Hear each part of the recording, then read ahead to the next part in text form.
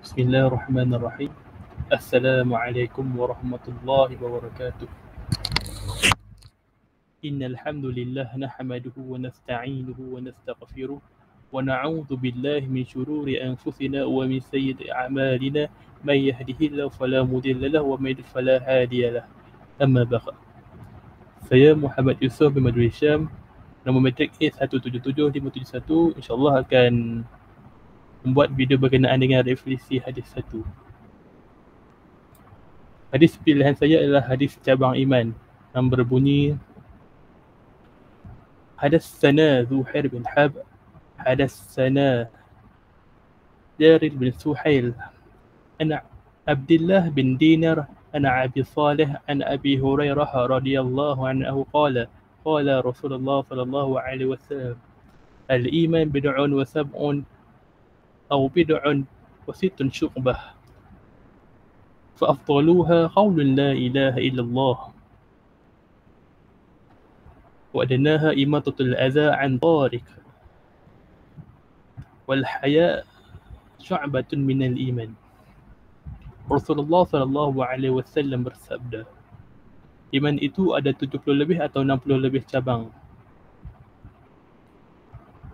Dan perkara yang paling utama ialah perkataan la ilaha illallah.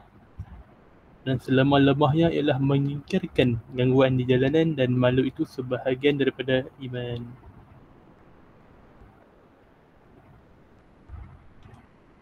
Okey, kandungan hadis ialah, di antara kandungan hadis ini ialah iman mempunyai banyak cabang, iaitu 60 ke 70 lebih.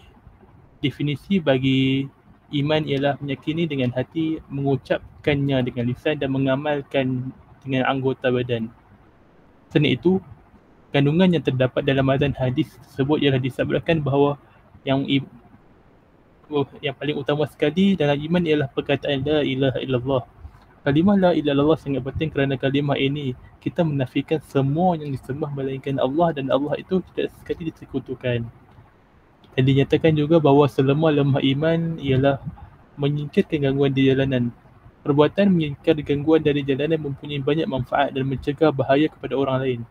Di antara manfaatnya ialah melancarkan jalan daripada sebarang gangguan dan memudahkan kenderaan untuk lalu di jalan tersebut tanpa mengundang kepada bahaya. Sebab saya memilih hadis ini,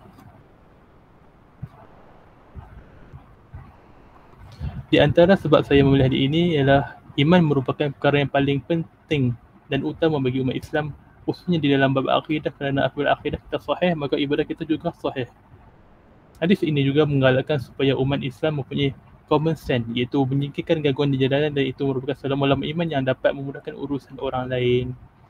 Dan terdapat juga hadis berkenaan dengan la ilaha illallah, iaitu cara memperbaharui iman, yang bermaksud dari Abu Hurairah radhiyallahu anhu berkata, Rasulullah sallallahu alaihi wasallam bersabda, perbaharuilah keimanan kalian. Ditanyakan, ya Rasulullah, bagaimanakah kami memperbarui iman kami? Beliau bersabda, perbanyaklah mengucapkan la ilaha illallah. Hadis riwayat Ahmad dan Tabrani.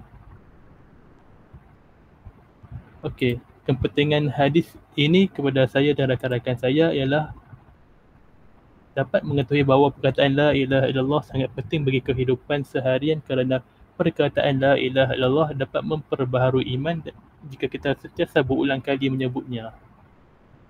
Dan sebagai seorang Muslim yang bertanggungjawab, kita mestilah mempunyai ihsan terhadap manusia yang lain.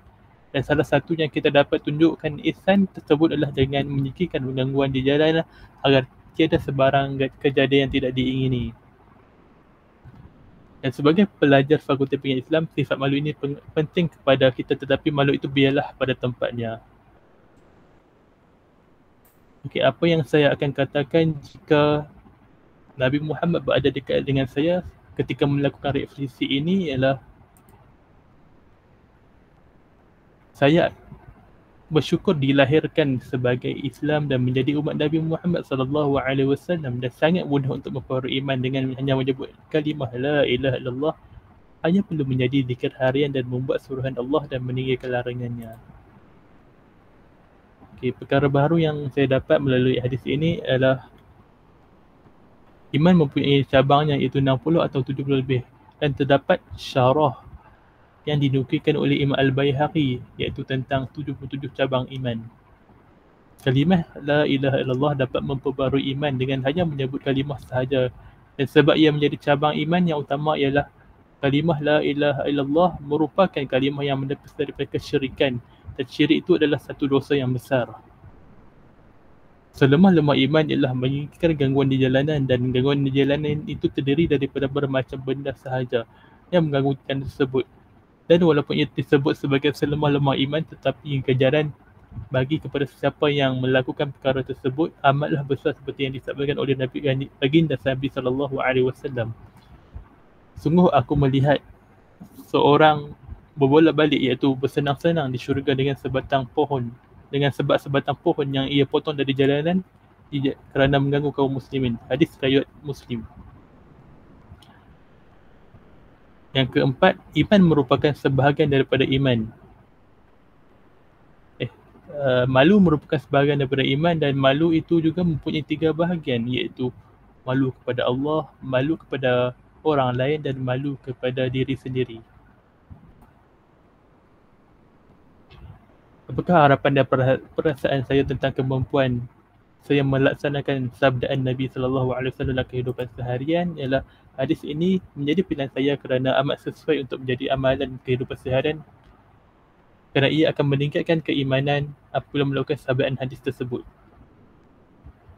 Mulut dibasahi dengan perkataan La ilaha illallah, mengalihkan benda yang mengganggu jalan apabila ternampak benda tersebut, dan malu kepada apa yang patut dan pada tempatnya.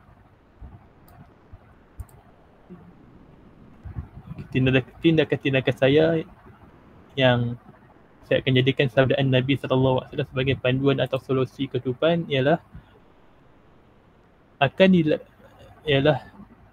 sabdaan Nabi ini akan menjadi panduan kehidupan, dan sentiasa berulang kali membaca hadis ini supaya mengganti cara-cara untuk meningkatkan iman.